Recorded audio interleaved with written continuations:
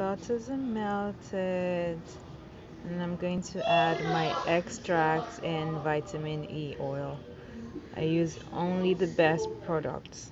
So in here, there's shea butter, there's cocoa butter, there's rice bran oil, there's grapeseed oil, there's just goodness in a bowl.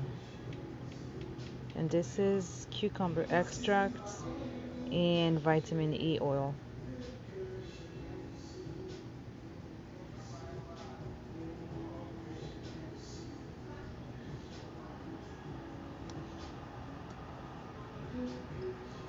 And everything out in here.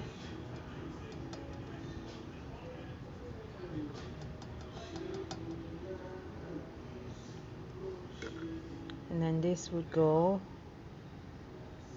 into the freezer for a couple of minutes and it will be whipped.